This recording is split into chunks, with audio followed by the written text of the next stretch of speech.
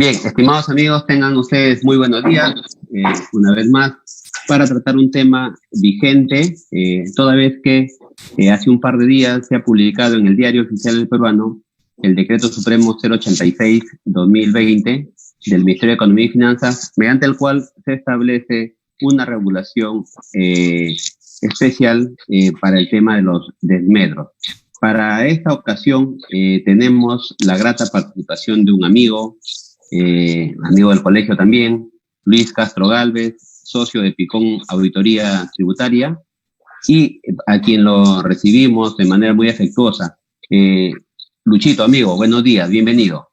Hola Rubén, acá para discutir temas tributarios, gracias por la bienvenida, y veamos estas normas de interés que han venido para todos los contadores. En realidad es increíble, pero la cantidad de normas que hay que revisar y ver en estos tiempos es muy, muy grande, y creo que tu labor en este caso es espectacular, porque te he ido siguiendo en los diferentes temas que has ido tratando, y de verdad que muy, muy interesante para que nosotros podamos asimilar todas las normas que están viniendo, ¿no? Y ahora contento para ver este tema contigo.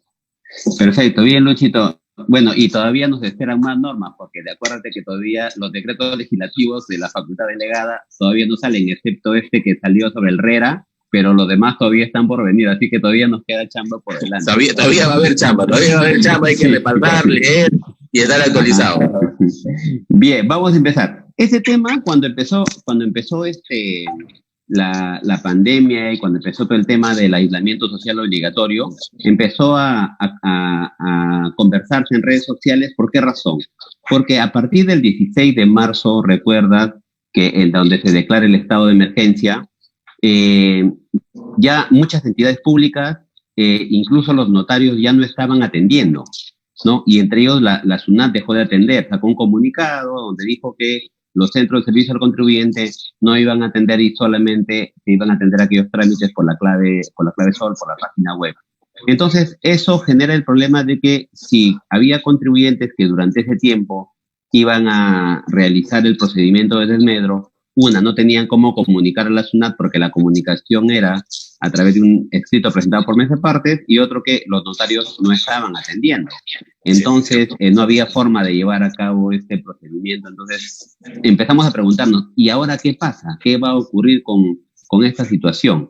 Entonces, esto, a buena hora, como está regulado a nivel reglamentario, ha sido ajustado a nivel de este decreto supremo, que lo que ha hecho es modificar el inciso C del artículo 21 del reglamento. Entonces, ese era el tema. ¿Cuál es tu perspectiva antes de entrar ya al análisis del desmedro?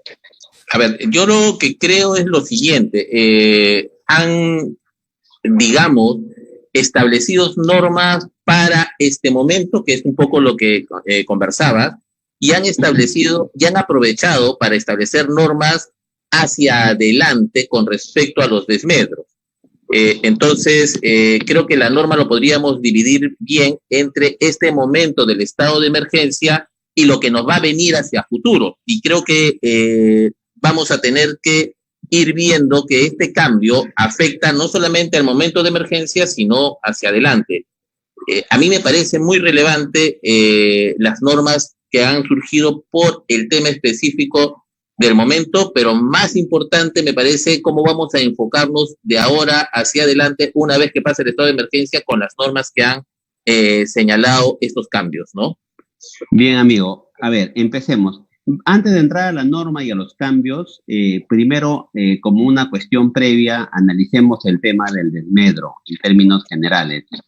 Lo que establece la ley del impuesto a la renta en su artículo 37, inciso F, ¿no? Hace referencia, ¿no?, que son deducibles como gasto las mermas y desmedros de existencia debidamente acreditadas. Eso es lo que dice, mermas y desmedros debidamente, pero hace referencia a existencias. Y tú bien sabes, amigo, que la ley de renta no define qué son existencias. Ahí, ¿cuál es tu perspectiva? La primera cuestión, ¿no? Yo creo que esta norma se une a la carencia en general, de algunos conceptos en la norma de renta. Y lo vamos a comentar más adelante. y lo vamos a comparar con una norma preexistente, se usa por esta carencia los términos de manera inadecuada. Por ejemplo, en esta norma, vamos a verlo un poco más adelante, se usa el término de costo, ¿ya? Por no usar el término correcto, por ejemplo, de costo computable. En comparación con una norma también de desmedro, pero en este caso de productos perecibles, ¿ya? En donde sí se usa una referencia a una norma tributaria que es el artículo 62, con lo cual ya te da la idea, pero sin embargo en esta norma se usa solo el concepto de costo. Debemos pensar que están pensando en el costo computable, pero entre el concepto de costo y concepto de costo computable hay diferencias también. Entonces, a mí me parece que el tema de la falta de un término denominado existencias ha llevado al tribunal en muchos casos anteriores a señalar que las existencias comprenden a los productos terminados, a la materia prima y a los productos en proceso, y ahí, a la hora de tomar esos conceptos, comenzaron las grandes confusiones de cómo diferenciar desmedro de mermas. Entonces, ahí han habido algunos casos interesantes de discusión si entraban o no entraban en este tema del desmedro. Por ejemplo, acuérdate que contablemente hoy día han sacado una cuenta que era de la clase 3 de los activos fijos, entre comillas, ahora ya no existen los activos fijos, y lo han pasado a la clase 2, entre comillas, también de existencia, que son las inversiones inmobiliarias, ¿no? Entonces, sin duda, la ley de renta se ha ido quedando atrás en el desarrollo de conceptos. Hubo un pequeño salto en el tema del devengado, pero los otros conceptos contables no han sido desarrollados y generan ciertos problemas a la hora de querer aplicar una norma en concreto. Claro, ese es un problema que, bueno, lo hemos conversado en varias oportunidades. Sí, sí. La última en Tarapoto, cuando fuimos invitados por el colegio. El tema es complejo porque la ley en efecto no dice que son existencias. Y el Tribunal Fiscal y la SUNAT en automático remiten la regulación a la norma contable. Y la norma contable no se llama existencia, se llama inventario, ¿verdad? Exacto. Y claro que deberíamos entender que por una cuestión tal vez de traducción podría ser que se llame existencia. Entonces, han querido referirse realmente a los inventarios que regula la NIC 2 ¿no? Contablemente, porque directamente el Tribunal Fiscal va a estos aspectos que la NIC 2 refiere, ¿no? La NIC 2 dice, de inventario, dice, ¿cuándo estamos frente a un inventario? Y establece 3 supuestos: aquellos que son mantenidos para ser vendidos en el curso normal de la operación, en proceso de producción con vista a esa venta, y en forma de materiales suministros para ser consumidos en el proceso de producción o prestación de servicios. O sea, la norma contable que se llama inventarios, que no se llama existencias, hace referencia a 3 supuestos. Entonces, el asunto está ahí, como lo conversamos anteriormente, es el Poder Judicial viene cuestionando esa aplicación directa de la norma contable cuando existe una falta de regulación normativa en términos tributarios. Entonces, porque si lo llevamos por la línea interpretativa, primero deberíamos, creo, revisar por lo menos qué es lo que dice el diccionario de la Real Academia Española sobre qué se entiende por existencia. Entonces, yo he hecho la tarea y el diccionario dice que existencias son mercancías destinadas a la venta, guardadas en un almacén o tienda. Fíjate que ahí ya te separa de suministros y todo lo demás, y más aún con lo que tú dices que en el plan contable se ha hecho la modificación. Fíjate que ahí estamos advirtiendo una incertidumbre tremenda, ¿no? Sin duda, a ver, yo creo que tenemos que comenzar a pensar que con esas carencias de definición de la norma vamos a tener que vivir. Han pasado muchos años y recién, digamos que tributariamente se tomó un término contable que era solamente contable y se lo ha pasado a la norma, que es el devengado. Pero la tarea no termina ahí, ¿no? Porque hay una serie de términos adicionales. Existencia es uno de ellos, activo fijo es otro, por ejemplo, que no están definidos. Y creo que el vacío que existe, la única manera de ir llenándolo, aun cuando genere discusiones importantes que en algún momento nos hemos referido, es a través de la jurisprudencia administrativa y al final sobre la jurisprudencia judicial. que en los últimos años también ha tenido una relevancia bastante importante para la determinación de algunos conceptos de renta que íbamos en automático a tomarlo de la contabilidad. Sin embargo, ese tipo de vacío que se llena a nivel ya de jurisprudencia judicial es muy lento, y creo que la única jurisprudencia que tenemos a la mano es la del Tribunal Fiscal, que es un poco más rápida, aun cuando no termina de llenar todos los vacíos de manera inmediata.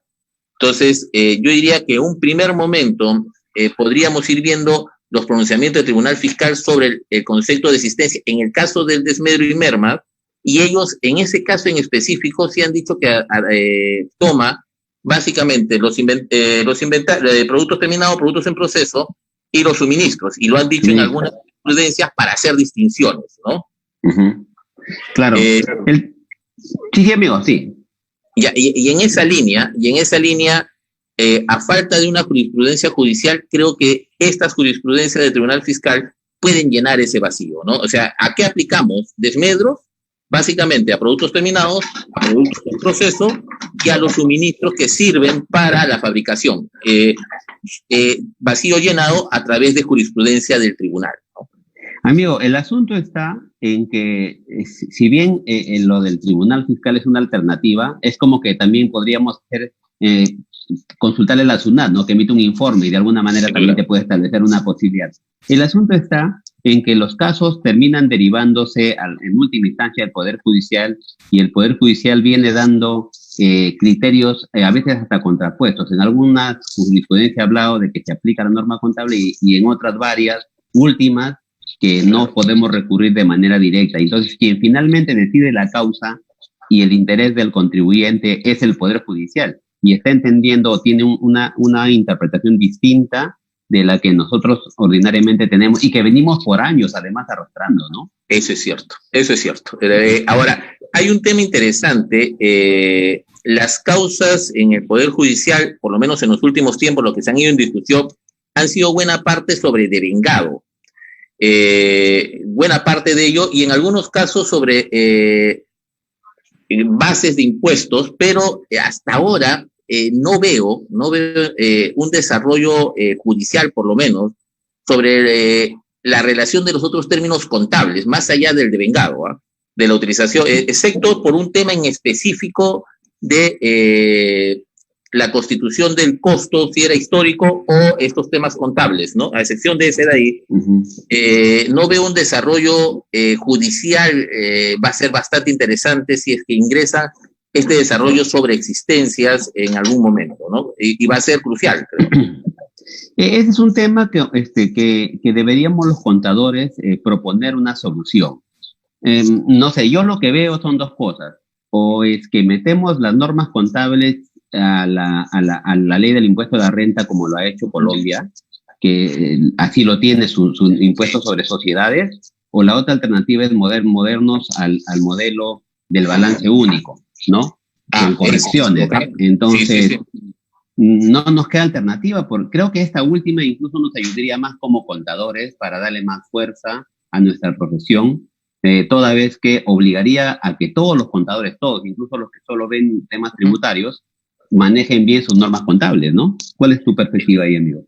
Mira, yo creería, me parece válido ir hacia un balance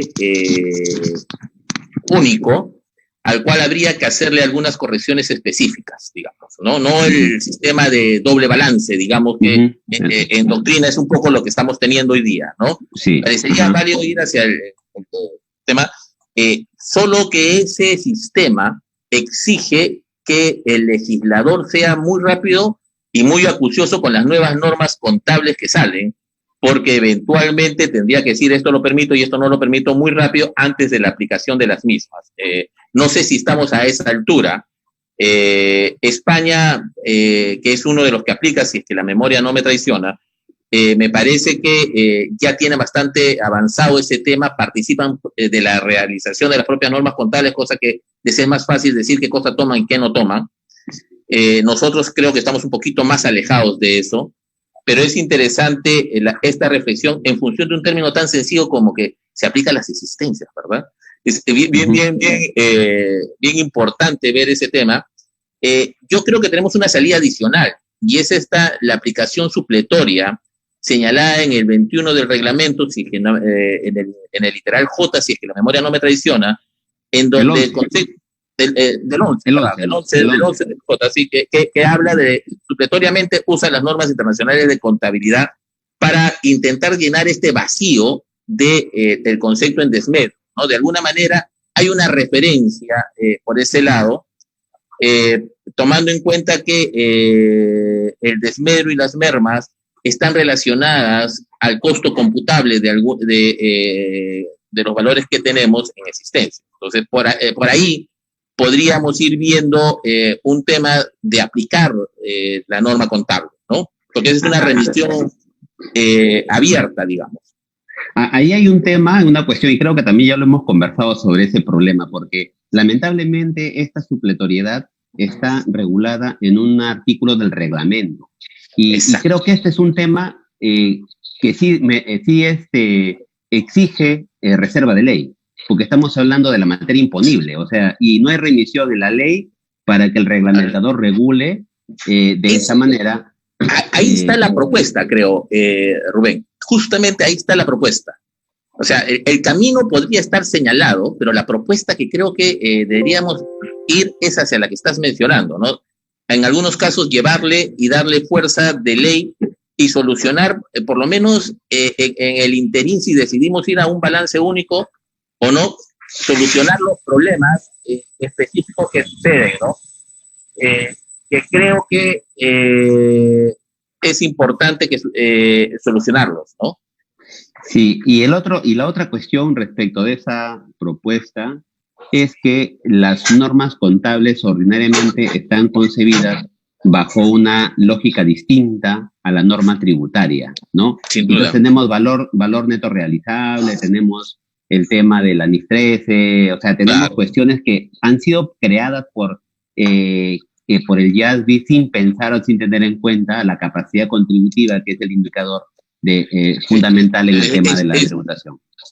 Es válido lo que me dices, pero creo que se llenan para las definiciones, no para los temas financieros que vayan a faltar. Yo soy un creyente, en algún momento lo escribí en alguna de las conferencias que hemos ido y hemos presentado papers. Yo soy un creyente de que las normas contables sirven para obtener las definiciones, no necesariamente los tratamientos financieros, para efectos tributarios, o sea, sirven para tomar las definiciones para efectos tributarios, no necesariamente los efectos financieros, que ahí sí coincido que están destinadas a la medición para efectos de mostrarle a otro tipo de público y no a la capacidad contributiva, que es lo que busca. Pero las definiciones, la norma tributaria tiene que buscarlo en algún lugar especializado, y creo que en la doctrina y en los demás elementos no está actualizado los conceptos, no se ha avanzado, pero las normas contables sí pueden servir para tomar de ellas las definiciones. Y eso ayudaría mucho, creo, a que la tributación no esté creando conceptos que en algunos casos son contraproducentes, como generar mucha distorsión entre la contabilidad y la tributación, como está ocurriendo con el debetado, ¿no? Sí, amigo, lo que pasa es, mira, y hay un ejemplo claro en la ley de renta también en el 32A, en el inciso H, creo me parece que es cuando la ley de renta establece que las guías de la OCDE en materia de precios de transferencia son fuente interpretativa para aplicación de precios. Pero ahí es otra cosa, porque si tú miras nuestra ley de renta de la parte de precios, ha sido construida sobre la base de la guía de la OCDE. Entonces ahí sí claramente podríamos usarla, pero esa misma lógica no la podemos aplicar tan fácil en la parte contable tributaria. Sí, yo no creo que se deba tomar todo de la parte contable. Yo creo que de la parte contable el elemento más importante son las definiciones. Sin duda en la OCDE ha sido construido el tema de precio de transferencia en función de los pronunciamientos, y por lo tanto no los limitaron como fuente interpretativa.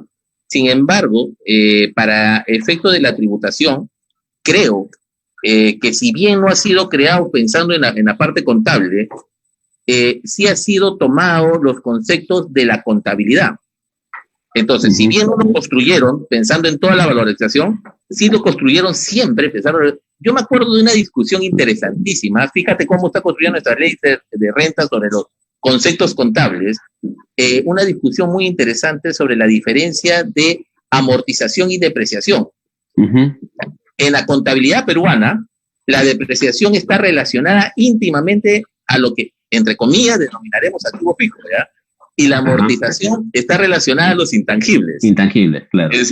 Sin embargo, esa distinción no existe como tal. Es solamente un tema de traducción, digamos, ¿ya? Pero nosotros ya lo hemos tratado así porque así es nuestra costumbre contable, digamos, ¿ya? Entonces, para mí, el impuesto a la renta ha tomado un montón de los conceptos contables desde el inicio de su creación porque no tenía otra base. Yo me acuerdo, previo a la discusión del devengado, fíjate, previo a la discusión del devengado, una vez, en este libro del impuesto a la renta de Roque Muñiz, ¿no? Revisé el concepto del devengado en el libro y revisé la nota del concepto del devengado del libro, que es la fuente de supuestamente el devengado jurídico, ¿verdad? Revisé la nota y él decía en su nota de ese libro, decía el devengado de acuerdo a los conceptos contables, ¿ya? Entonces, fíjate que todo el tema de renta ha sido construido sobre una serie de conceptos contables a los cuales le han ido cambiando y modificando temas, pero la construcción o el uso de los conceptos fue el contable, porque ese era el lenguaje sobre el cual se creó el impuesto. Ahora, se ha avanzado, se ha modificado y hay que hacer precisiones porque yo sí coincido contigo, hay vacío y hay remisiones automáticas que no deberían hacerse, pero de que necesitamos los conceptos contables me parece imprescindible.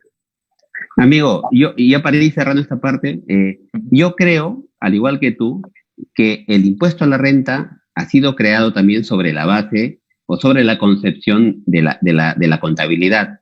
El asunto está en que cuando ha sido incorporado el impuesto a la renta en nuestro país, años 60, 70, ¿cuál era el concepto de contabilidad y cómo es que los contadores de aquella época regulaban su contabilidad? Sobre la base de principios contables.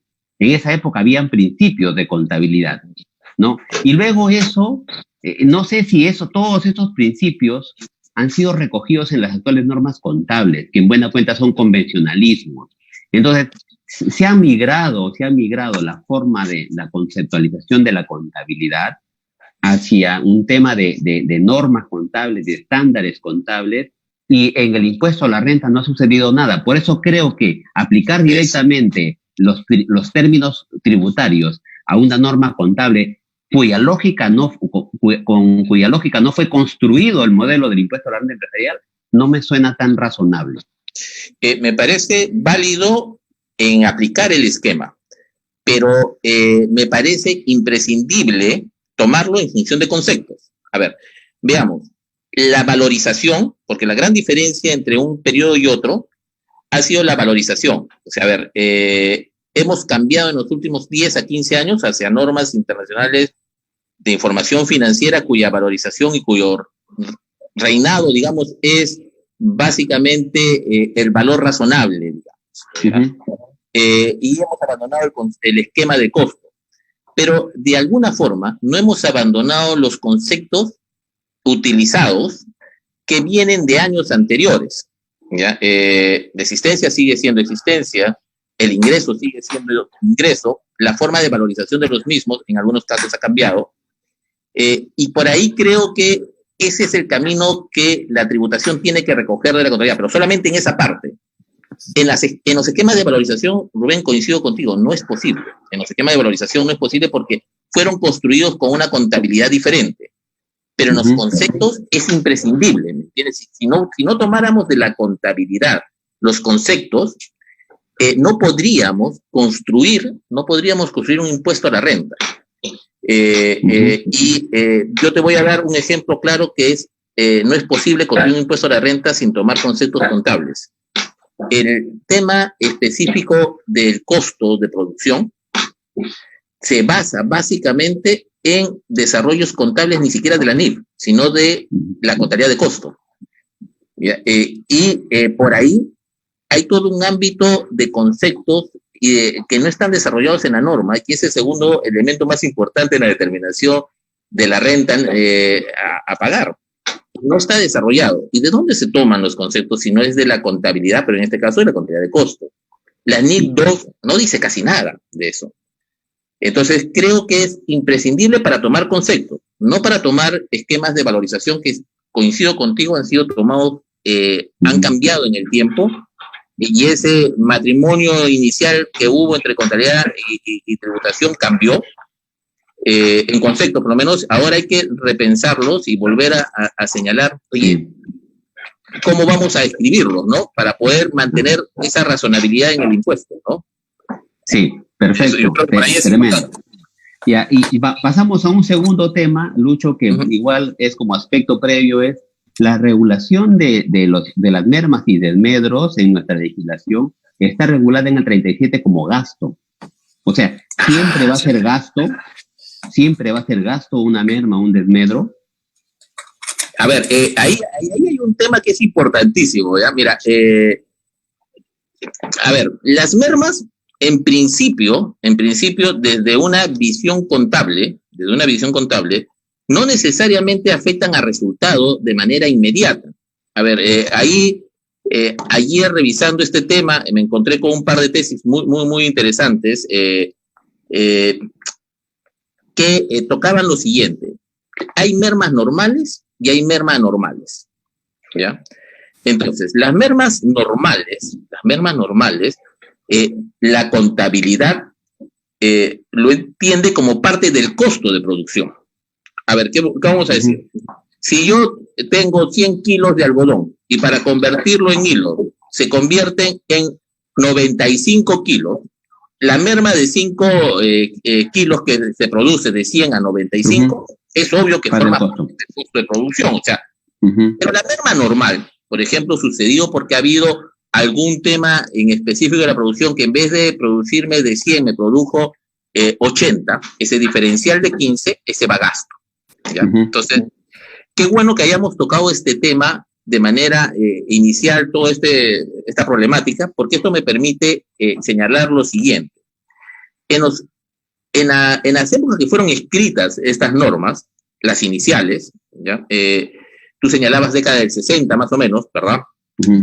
Se entendía que esa merma normal, porque esta diferencia entre normal y anormal viene de años anteriores, se entendía que la merma que estar en resultado es la merma, justamente la merma normal, no la merma normal que está en el costo del producto, que está en la línea de arriba o que está en los productos todavía no vendidos, ¿ya? Entonces, digamos, la merma normal está o en el costo de venta del bien o está todavía en existencias.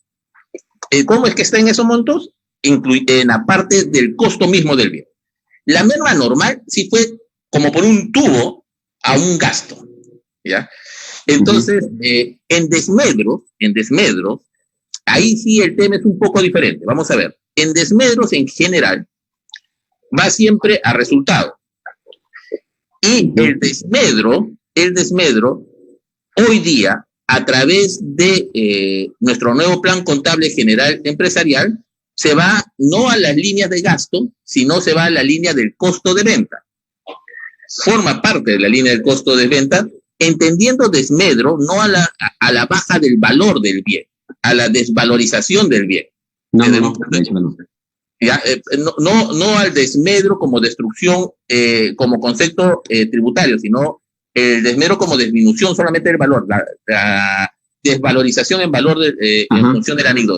Ya, esa es la que va al costo de venta. Entonces, yo creo que por ahí hay un tema súper interesante, porque no necesariamente, en el caso de mermas, va a resultados, sino que puede ser asumido por las unidades buenas, y en el caso de desmedro, va a resultados, pero, digamos, en el entendido de la baja de valor, afecta a la cuenta de costo de ventas. Ese, digamos, en grandes líneas, el tratamiento de estas dos figuras que la tributación recoge. Claro, pero, o sea, la lógica es entenderla que siempre cualquier merma o desmedro yo lo voy a enviar a resultados vía gastos porque está regulado en el 37 y no afectar en el costo. Es que ahí sí generas un súper problema. ¿Por qué? Imaginemos lo siguiente, en el primer caso, ¿ya? Yo tengo 100 kilos, han salido 95 kilos de hilo, ¿ya? Pero todavía no los he vendido, ¿ya? Por lo tanto, no me afectaron al resultado, porque están los 95 kilos en existencia. ¿Ya? Y no gasto, y gasto entendido como un gasto del 37, después de haber determinado el costo computable, y ahí ya no es gasto. Ahora pensemos lo siguiente, vendo los 95 kilos, en esos 95 kilos de hilo está la parte del costo que correspondía a las mermas realizadas, de esos 5 kilos, porque ahí se costeó. Tema interesantísimo, Rubén, porque podríamos señalar si es necesario para la sustentación del costo de los 95 kilos el informe de merma, dado que eso es parte del costo computable y no del gasto en donde está señalada la norma. ¿Me sigues hasta ahí? Sí, amigo. De hecho, porque, o sea, ¿por qué yo me planteaba esto de cara a esta charla? Era porque si la ley de renta te dice que es gasto, y cuando es gasto te aplica todo el procedimiento que vamos a comentar en unos minutos, si fuera costo no hay esa regulación y exigencia, ¿no? Mira, Rubén, esas dos exigencias que están en el C del 21, primero que no está para todo lo que está para lo que es gasto y no para lo que es costo, ¿ya?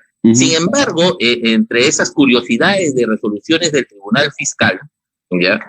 Encontré una resolución, Rubén, en donde el tribunal decía lo siguiente. Fíjate, vamos a ir un ratito a la definición de merma, ¿ya?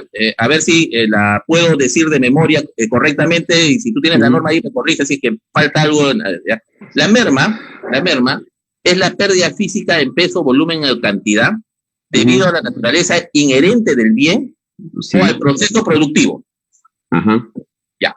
Entonces el Tribunal Fiscal decía, dado que el concepto de merma señala que la merma se genera en el proceso productivo, las obligaciones del informe de mermas también van a la determinación del costo computable, que está arriba. ¿Ya?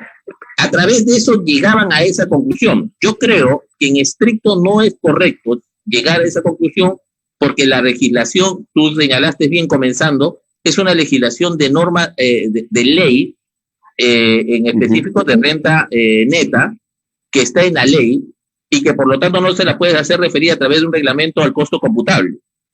¿Ya? Pero sin embargo, el tribunal tomó esa posición, no necesariamente la comparto. A mí me parece que el tema de mermas solamente podría afectar al tema específico, al tema de gasto y no cuando esté en el costo. Porque además su determinación, Rubén, sería sumamente engorroso. A ver, te pongo el caso. De nuevo, las 95 unidades, ¿ya? O sea, 5 fueron de merma normal, 95 asumieron. De esas vendí 60 y 30 me quedaron en existencia. Y me desconocen la merma. ¿Cómo voy a hacer el reparo? Tendría que ver cuánto del porcentaje de la merma se fueron en las unidades vendidas que afectaron la determinación de la renta neta y quitarlas aquellas de las 30 que se quedaron en existencia. Con lo cual, Rubén, los reparos se convierten en imposible de realizar. Por eso es que yo sí encuentro lógica que solo se afecta al gasto, cuando va directamente al gasto y no cuando va a través del costo computable. Y estamos hablando de un producto. Podríamos hablar de 400, 300 productos en una empresa que haría inaplicable el reparo. Sin embargo, son temas que no he visto en la discusión tributaria como tal y me parece que el Tribunal Administrativo lo rehúye cuando se comienza a hablar de esta distinción de, a ver, encuéntrame el tema fino para hacer el reparo, ¿no? Sí, es que en esa parte hay mucho por hacer, amigo. Porque yo de una perspectiva netamente jurídica e interpretación de la norma, digo, la ley lo ha considerado como gasto a la merma y el desmedro. No tendría por qué afectar arriba. Es más, mira, revisando la NIC 2 de inventarios en el párrafo 34 sobre reconocimiento como gasto de los inventarios. Dice, reconocimiento como gasto de los inventarios. Dice, cuando los inventarios sean vendidos, el importe en libros de los mismos se reconocerá como gasto del periodo en que se reconozcan los correspondientes ingresos de la operación. Fíjate que la norma está haciendo referencia a gasto cuando nosotros lo conocemos como costo. Claro, lo que pasa es que ahí hay un tema interesantísimo, Rubén, que es el siguiente, fíjate. Veamos. La norma tributaria tiene un paralelismo con la norma contable, pero no son exactos. A ver, nosotros hablamos en contabilidad de utilidad bruta y hablamos de ventas menos costo de ventas. En la norma tributaria hablamos de renta bruta y hablamos de ingresos menos costo computable para llegar a renta bruta. Entonces, cuando la norma contable habla de gasto, es porque ella entiende que la línea de costo de venta, junto con la línea de gasto, comparten la misma naturaleza de ser enviado al resultado del periodo. Pero cuando hablamos en tributario, nosotros sí distinguimos la línea de arriba, porque la línea de arriba tiene un concepto jurídico desarrollado denominado costo computable. Y ahí hacemos la distinción nosotros. Tiene un paralelismo, pero los conceptos son diferentes. ¿Ya? Sí, es más, te iba a decir, Lucho, es más, fíjate, sigue el importe de cualquier rebaja de valor hasta alcanzar el valor neto realizable, así como todas las demás pérdidas en los inventarios, será reconocido en el periodo en que ocurra la rebaja o la pérdida. Claro, o sea, claro que sí. La merma y el desmedro es una pérdida en los inventarios. A ver, veamos lo siguiente. Lo que pasa es que ahí tenemos que repasar tres conceptos. ¿Qué es un activo, qué es un costo y qué es una pérdida? Entonces, cuando uno mira el tema del concepto de pérdida, es que no te va a generar ingresos en el futuro. ¿Estamos de acuerdo? Una pérdida es que tienes un activo que no te genera un ingreso, ya es pérdida. Un gasto, en cambio, es un activo que te va a generar un ingreso. ¿Ya? O que te ha generado el ingreso. Entonces, por eso es que lo mandas al resultado. Por eso es que cuando nosotros sacamos existencia y lo mandamos al estado de resultado, está relacionado con el ingreso. Igual los gastos del periodo que están relacionados con su ingreso. Entonces, tenemos que la pérdida es cuando no se genera ingreso, el gasto es cuando se genera un ingreso relacionado y el costo es cuando está a la expectativa de generar ingresos en el futuro. Pero esa es una lógica contable, ya no es tributaria, porque en la tributaria escogimos un concepto y desarrollamos un concepto denominado costo computable, ¿no? Exacto, sí. Luchito, amigo, hay mucho por hacer. Tenemos que ponernos las pilas porque estas cosas generan inseguridad y tenemos que el Tribunal Fiscal viene utilizando conceptos muy viejos, antiguos. Hay que repensar nuevamente la relación contabilidad-tributación porque te presenta este tipo de problemas que en la vía judicial un juez no lo va a pensar como se piensa a nivel administrativo, lo va a pensar desde la óptica jurídica. Sin duda, sin duda. Y creo que ahí va a haber todo un tema de, cuando se presenten las discusiones, va a haber todo un tema de regresar a hacer una interpretación histórica de cómo es que nacieron las cosas y cómo han ido desarrollándose en el tiempo. Bien, claro. Vamos un poco hacia la norma actual, porque... Exacto. A eso nos hemos entretenido en estos temas de discusión y hemos visto que la son norma importantes. A eso te iba. A ver, la norma tal cual estaba vigente, ¿no? Te decía que para que tú puedas deducir como gasto el desmedro, tenías que acreditarlo. Y la forma como se acreditaba era comunicándole a la SUNAT por mes de parte, con 6 días de anticipación, ¿no? Y a efectuar la destrucción con presencia de un notario o juez de paz, ¿no? Y de corresponder, el funcionario de SUNAT podría asistir. Esa era la cuestión, ¿verdad? Sin duda. Entonces, analicemos ahora el cambio, o sea, ¿qué va a pasar cuando acabe la pandemia en condiciones normales? El procedimiento transitorio lo vemos luego. Perfecto. Entonces, yo creo que podemos definir el tema, Rubén, de la manera siguiente. Se ha creado un procedimiento general, que era el que teníamos antes, y un procedimiento especial. Entonces, vamos un poco en esa diferencia. En el procedimiento general, que era el que teníamos antes, ya ha habido un cambio. Ya no son 6 días para comunicarle a SUNAT, sino son 2 días. En estricto se mantiene similar. ¿Ya? La norma no cambió, solamente me cambió los plazos de comunicación de destrucción de 6 a 2 días. Hasta ahí el procedimiento general. Esto va a permitir que sea mucho más ágil hacer las destrucciones. SUNAT va a tener algunas dificultades en asistir porque ahora solamente le dan 2 días hábiles antes. Hasta ahí el procedimiento general, que no único. Sí, te escucho. Primer corte, amigo, está bien. Ahí esa baja de 6 a 2 días ha sido un cambio importante en favor del contribuyente. ¿Por qué?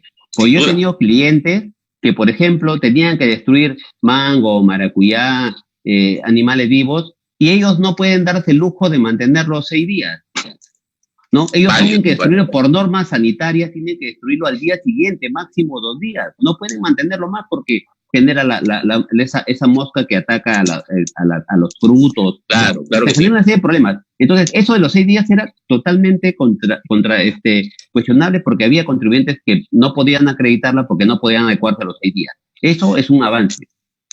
Yo creo que sí, mira, aun cuando ahora se hace más necesario, Rubén, repensar la norma que había salido, esta norma especial de la resolución de superintendencia 243, que hablaba sobre productos alimenticios perecibles, ¿ya? Entonces, hay que repensar la norma que ya había para productos perecibles en función de esta de acá, para ver si todavía sigue vigente, cuál se va a aplicar, va a generar un tema interesante de discusión.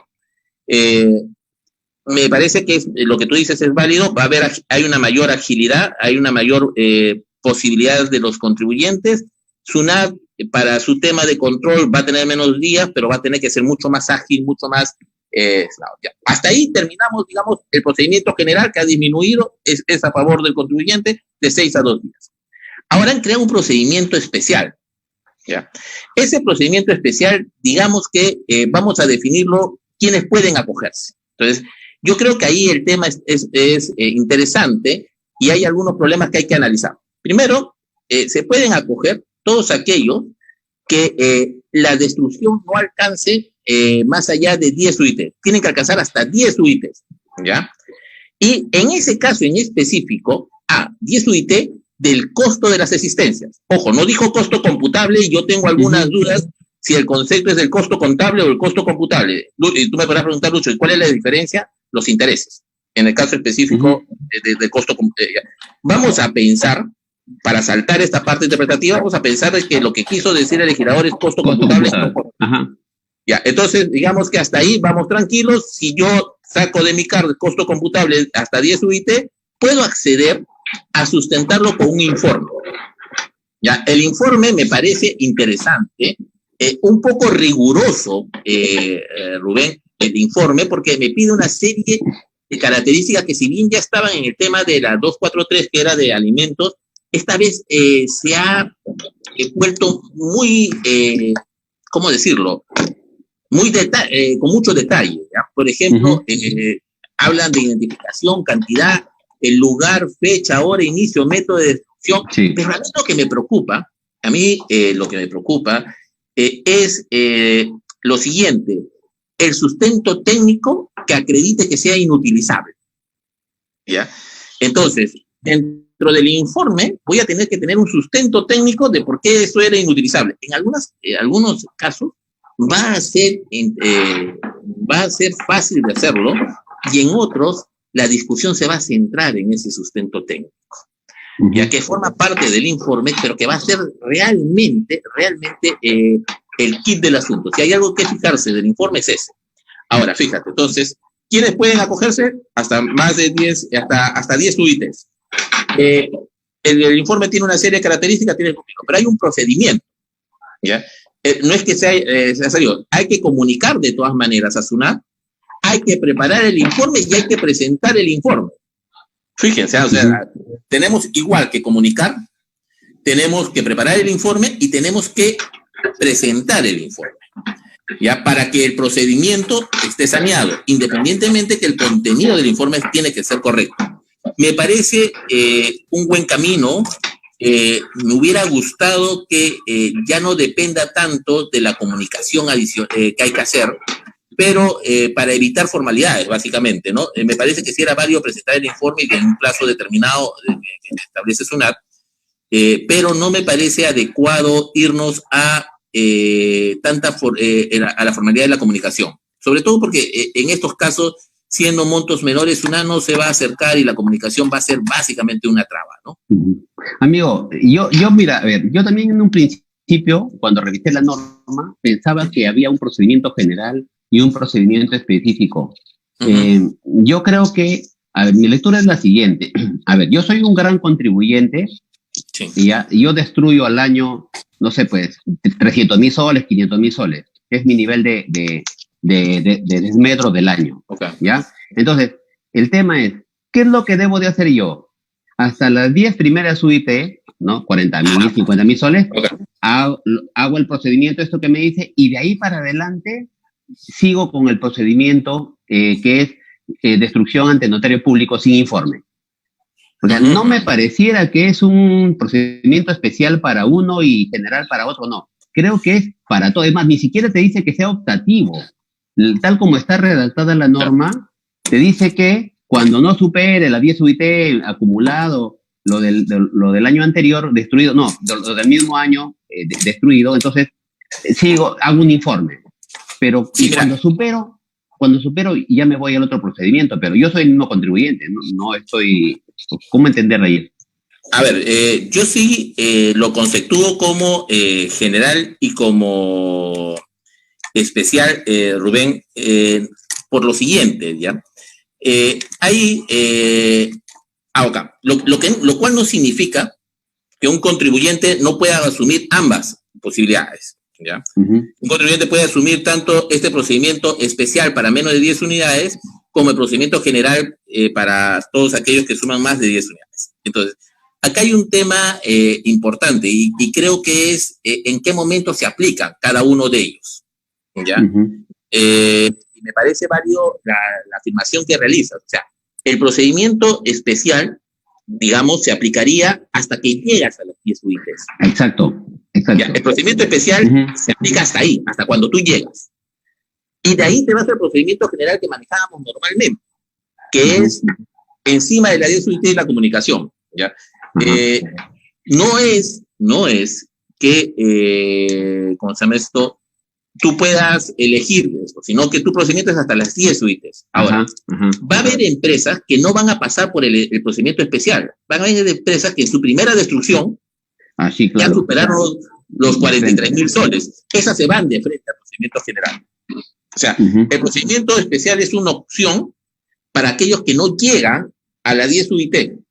Pero, por ejemplo, tú vas a destruir, por hablar de un producto, cerveza acumulada. Esa es la primera destrucción, ya pasó las 40 UITs. Entonces, sobre todo si es cantidad de cerveza del fabricante. Entonces, creo que la norma está diseñada para pequeñas destrucciones y para las grandes destrucciones. Interesante el tema que puede aplicar un mismo contribuyente a ambos temas. Yo justo tenía un caso en específico sobre las destrucciones y estaba justamente analizando, sí, pues, un mismo contribuyente puede pasar por ambos procedimientos. Sí, claro. La norma no lo ha restringido. No ha dicho eso hasta para tal contribuyente. Entonces, en términos prácticos, amigo, y corrígeme si es que estoy mal.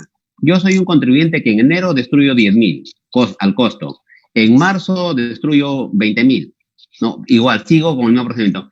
Y en junio ya llego al monto de las 10 UIT. En los tres casos, hasta el límite, lo único que yo debo hacer es, con 2 días de anticipación, 2 días hábiles de anticipación, comunico a la SUNAT, ¿no? Por mesa de partes, ¿se entiende?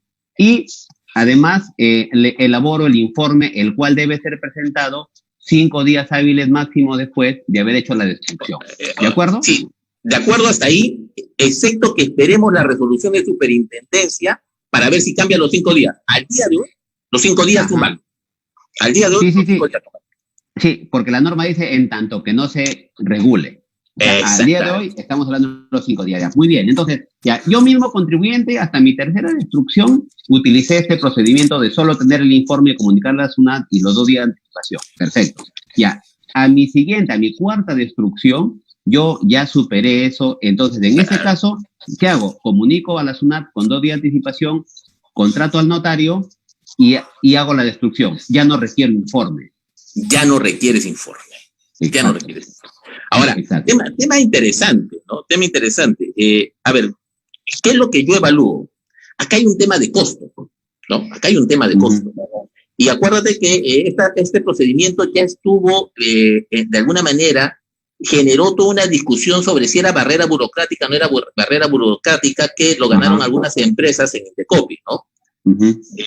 La gran pregunta ahora es si este procedimiento especial o simplificado, si lo podemos denominar así también, es susceptible de ser barrera o no, porque en algún momento en algún momento, el tema del informe del notario fue declarado barrera, ¿ya? No lograron lo mismo con merma, pero sí con desmedros, ¿no? Entonces, habrá que ver, a mí me parece que este procedimiento en realidad debería ser el general, porque a mí no me parece tan desproporcionado como era el costo de lo que podría hacer el notario, ¿no? Entonces, va a ser interesante preparar este tema, y creo que es un primer paso a una razonabilidad en la exigencia de la norma, ¿no? Entonces, me parece interesante y me parece que además estuvo relacionado con este tema de la declaración de barrera a la necesidad del notario, ¿no? Sí, eso es importante porque no solo eso, también para el tema de entrega de premios también te piden notario, ¿no? Claro, o sea, hay exigencias que la norma tributaria hace que podrían estar en efecto estableciendo barreras burocráticas, y eso sí existe, como tú dices, precedentes administrativos por lo menos sobre el tema. Ideal, ¿no? Habría que evaluar esa parte. Ahora, amigo, pasamos. Dime, te escucho. Yo creo que este informe no podría ser calificado así, pero habrá que ver qué es lo que viene a continuación, ¿no? Ahora, hay un tema, Rubén, que a mí me parece sumamente interesante, ¿no? Toquemos algo que anteriormente no estaba como normado, que la jurisprudencia lo fue tratando, pero que no estuvo normado, que era la forma de cómo era la comunicación a SUNAT. ¿Ya? A ver, se suponía que tenías que decirle qué productos, el costo del producto, también se suponía que tenías que decirle dónde y a qué hora, pero hubo toda una serie de problemas porque a veces ponían una hora y quemaban en otra y establecían. Ahora la norma ha establecido que SUNAT va a señalar las condiciones de la comunicación, es decir, cómo presentarla además. Entonces, me parece válido para evitar discusiones luego en el tribunal. Oye, pero a mí la comunicación nunca me dijeron en dónde era. Entonces, el tribunal tomó posiciones sobre eso y dijo, oye, como esto está tendiente a facilitar, tienes que decir el lugar y la hora. Entonces, tema interesantísimo, que SUNAT vaya a normar cómo va a ser la comunicación. Pendiente de regulación, esperemos las novedades de la SUNAT. De lo que va a ir viniendo. Amigo, y hablemos ahora de los procedimientos transitorios, porque eso es de aquí en adelante, pero ahora en el procedimiento transitorio, ¿cuál es tu análisis? Ya, a ver, yo, amén de ser preciso con las fechas, digamos, podríamos haber generado algunos temas, pero veamos el tema siguiente. Desde enero hasta el 15 de marzo, una primera etapa. Ahí cómo se actuaba, de la manera que todos conocíamos. Del 6 de marzo hasta el 22 de abril hay una forma, segundo periodo. Del 22 de abril al 31 de julio, en un primer momento, una tercera fase. Y todo lo que hemos hablado previo, después de esa etapa. Entonces, hablemos de la segunda etapa porque la primera era lo que conocíamos. Claro. Volvamos a recordar fecha, 16 de marzo al 22 de abril. 21. ¿Ya? Porque 21 sale la norma. Porque 22 entra en y 22, sí, 21. El 22 es la otra. Sí. En esta etapa, ¿no? No había esta ley, no había esta norma, no conocíamos esta norma contable, esta norma tributaria, no conocíamos. Entonces, y sucedía lo que tú habías dicho, no había notarios, pero había que destruir, ¿no? Entonces, ¿qué es lo que nos ha dicho la norma? Acredítalo con informe. El mismo informe que hemos hablado hace un momento. ¿Ya? Y comunícalo a SUNAT hasta agosto del 2020. Ya, en esta segunda etapa. Tercera etapa, ya había salido la norma, ¿no? Pero ahora te dice, ojo, acredita con informe, pero comunícalo al mail que te dio la norma, ¿no? De SUNAT. Entonces, ¿cuál es la diferencia entre la segunda y la tercera etapa? Que una tiene plazo de comunicación hasta agosto de todos los informes, porque la norma, imagino, ha estado pensando, oye, todavía están en cuarentena, no van a poder hacer los informes, va a terminar el periodo, ¿ya? Y van a tener que hacer todos los informes de lo que destruyeron hasta antes que yo saliera como norma, ¿ya? Después de eso, lo que te está diciendo es, oye, preséntame un informe y comunícame, pero previamente, al mail de SUNAT que estableció la norma, desmedros y algo más que dijo. Entonces, creo que ahí hay dos etapas, la segunda y la tercera interesante. Me parece que solucionaron el problema, aun cuando he leído la norma y me queda la duda si es que si se podía establecer un procedimiento en esta etapa entre el 16 de marzo y el 21 de abril.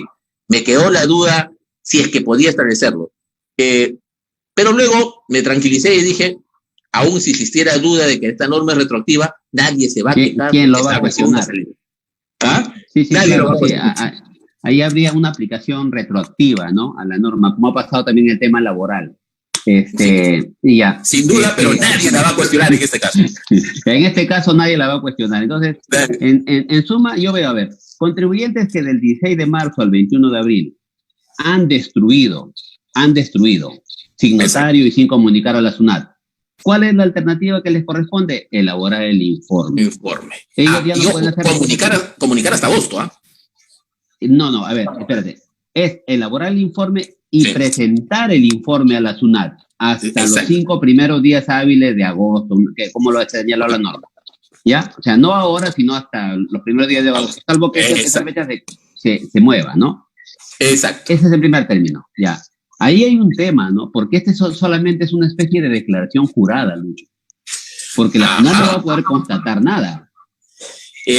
No, a ver, lo interesante de esto es que es un perdón, yo no diría un perdón, es limpiar todo aquello que la formalidad de la norma anterior generó. ¿Ya? Porque ahí podría ser que haya gente que realmente no ha destruido y lo haga ahora y diga que lo hizo ahí. Mira, yo creo sinceramente que han abierto las puertas de una manera Eso. A ver, ¿cómo decirte? Al día de hoy recibí 3 llamadas diciéndome, Lucho, ¿qué limpiamos? Porque en realidad es una carta, es un tema muy poco controlable por SUNAT, dado por las circunstancias, pero muy poco controlable por SUNAT. Imagino que luego saldrán a verificar los informes que se presenten, que luego verificarán y todo, pero sabemos la magnitud de la carga que va a haber de post-COVID, ¿no? Que va a generar que estos informes no necesariamente vayan a ser revisados, no van a poder revisar todo. Y, ojo, tampoco pusieron límite, que a mí me hubiera parecido un poco más razonable, al monto de la destrucción. ¿Ya? Cualquier límite como porcentaje, como determinación, como promedio de las destrucciones. Acá, estimados amigos, por solucionar un problema que era real, han abierto las puertas de par en par. Yo, me quedo asustado por las posibilidades que han hecho. En efecto, ahí lo único que le quedaría a la SUNAT en estricto es cuestionar el informe, porque ya no puede haber de manera retroactiva cuestionar si hubo o no destrucción. No tiene forma, o sea, no tiene forma de inspección. Lo único que podía cuestionar es, mira, tu informe no cumple tal o cual requisito, y como no cumple este requisito, entonces te desconozco el desmedro.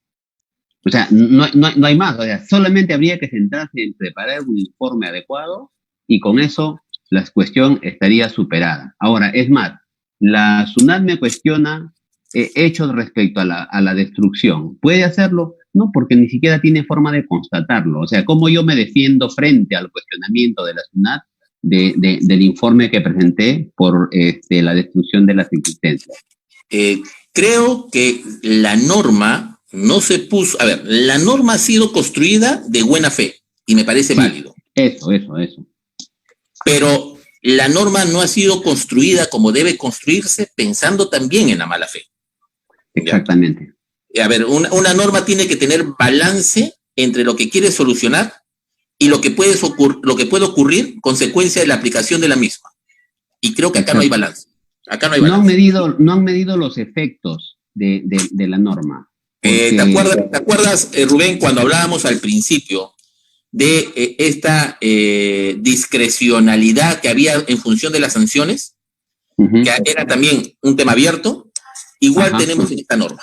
Igual tenemos en esta norma. Sí, pues, o sea, yo entiendo y coincido contigo, ¿no? Que un contribuyente que en efecto cumple las normas, un contribuyente formal, lo que va a hacer es, si es destruido, bien, pero ¿y qué pasa con el contribuyente que no ha destruido y quiere más bien aprovecharse? Ahí lamentablemente hay como tú lo has llamado, han abierto las puertas a un montón de cosas que yo no sé si la SUNAT lo tenga que corregir, pero por lo menos hasta que no lo corrija, los contribuyentes igual tienen la posibilidad de hacer su informe. Hay un tema complicado, creo, ¿no?